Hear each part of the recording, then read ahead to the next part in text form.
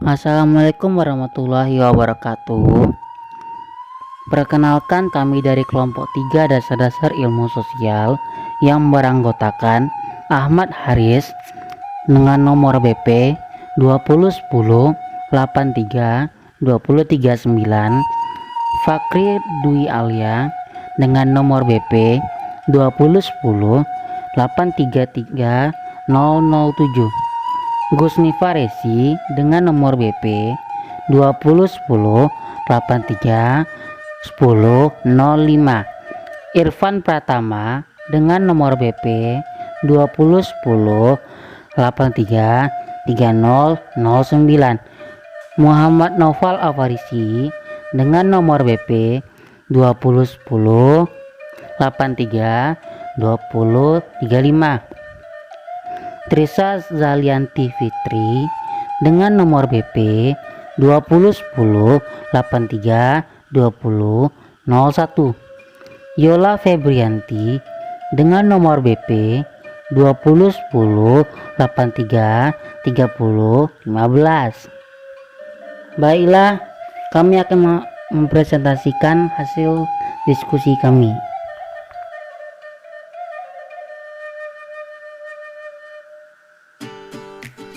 Struktur ilmu sosial. 1. Pengertian struktur sosial. Yang pertama, pengertian struktur sosial secara umum. Kata struktur berasal dari bahasa Latin yaitu structum. Struktur sosial adalah kumpulan individu dengan pola perilaku yang beragam. Struktur sosial juga dapat diartikan sebagai sebuah bangunan sosial yang tersusun atas berbagai unsur pembentuk masyarakat. Selanjutnya, pengertian struktur sosial menurut para ahli. Yang pertama, Suryono Sukanto. Menurut Suryono Sukanto, struktur sosial adalah suatu tatanan sosial dalam kehidupan masyarakat yang mengakibatkan timbal balik dalam masyarakat. Yang kedua, Raymond Ford. Menurut Raymond Ford, struktur sosial adalah pergaulan hidup manusia meliputi berbagai tipe kelompok yang terbentuk dari banyak individu dan meliputi berbagai tipe kelompok serta lembaga, di mana di dalamnya terdapat orang yang ambil bagian. Baiklah, materi selanjutnya yaitu struktur ilmu sosial. Pada bagian berikut ini diuraikan beberapa disiplin ilmu sosial. Secara garis besar, struktur dari setiap disiplin meliputi contoh-contoh yang tersusun dalam kerangka sebagai berikut. Yang pertama itu model inquiry, yaitu model pembelajaran penemuan. Pembelajaran inquiry membuat siswa untuk bisa mencari dan menyelidiki suatu masalah dengan cara sistematis, kritis, logis, dan dianalisis dengan baik. Model inquiry terbagi atas dua bagian. Yang pertama yaitu masalah yang dipertanyakan, yang kedua itu metode penelitian. Struktur ilmu pengetahuan. Yang pertama itu konsep. Konsep adalah penanaman atau pemberian tabel terhadap sesuatu untuk membantu manusia mengenal dan memahami sesuatu tersebut. Yang kedua itu generalisasi. Sebuah pernyataan yang tersusun dari sejumlah konsep yang membentuk makna tertentu masih perlu diuji atau dibuktikan kebenarannya melalui proses penelitian. Peranan ilmu sosial. Yang pertama, peranan sosiologi. 1. Periset. Sama halnya dengan ilmuwan, sosiolog juga menaruh perhatian pada pengumpulan dan penggunaan pengetahuan. 2. Konsultan kebijakan prediksi sosiolog dapat digunakan untuk membantu memperkirakan pengaruh kebijakan sosial yang mungkin terjadi. 3. Sosiolog klinis sebagai sosiolog klinis. Mereka ikut terlibat dalam perencanaan dan pelaksanaan program kegiatan masyarakat, seperti memberi masyarakat saran-saran dalam hubungan masyarakat, hubungan antar karyawan, penyelesaian berbagai masalah tentang hubungan antara manusia, dan masalah moral. Keempat, guru atau pendidik. Kegiatan belajar mengajar adalah karir utama bagi sosiolog. Dengan menjadi guru, para sosiolog dapat membuka wawasan para siswa dalam hidup bermasyarakat guna meningkatkan kualitas hidupnya. 2. Peranan ilmu sejarah.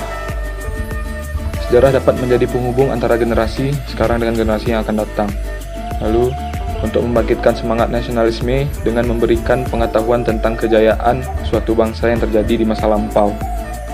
Lalu ada pemberi semangat dan dorongan kepada bangsa Indonesia untuk berjuang membebaskan diri dari penjajahan atau masalah yang menyimpan bangsa ini. 3. Peran geografi. Peran geografi yang bisa dikembangkan secara umum maupun secara khusus yang kemudian bisa diwujudkan dalam bidang pendidikan dan pembangunan bangsa, juga sebagai sarana atau wadah komunikasi, koordinasi, dan sharing untuk memaksimalkan potensi keilmuan geografi bagi kemajuan dan pembangunan Indonesia. 4. Peranan hukum. Menertibkan masyarakat dan pengaturan pergaulan hidup, menyelesaikan pertikaian, memelihara dan mempertahankan tata tertib dan aturan-aturan jika perlu dengan kekerasan, memelihara dan mempertahankan hak, mengubah tata tertib dan aturan-aturan dalam rangka penyesuaian dengan kebutuhan masyarakat, serta memenuhi tuntutan keadilan dan kepastian hukum. Selain itu juga fungsi hukum sebagai sarana ketertiban dan ketentraman dalam masyarakat, dan juga sebagai sarana untuk mewujudkan keadilan sosial, lahir dan batin. 5. Peranan psikologi sosial. Psikologi sosial sangat memperhatikan aspek-aspek budaya dan kondisi yang dimiliki oleh masyarakat setempat, serta hubungan di dalam dan antar kelompok yang ada di masyarakat tersebut. Teori identitas sosial melihat bahwa individu cenderung untuk mencari identitas sosial yang positif dan meningkatkan identitas kelompoknya untuk membedakan dengan kelompok lain. 6. Peranan politik.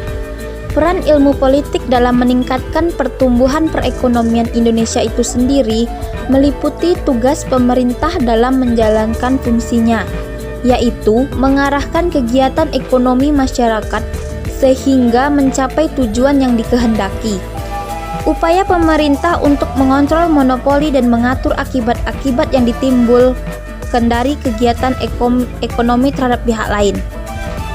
Redistribusi pendapatan oleh pemerintah yang bertujuan untuk menjamin pemenuhan kebutuhan dasar pendukung dan mengurangi kepincangan pendapatan dalam masyarakat.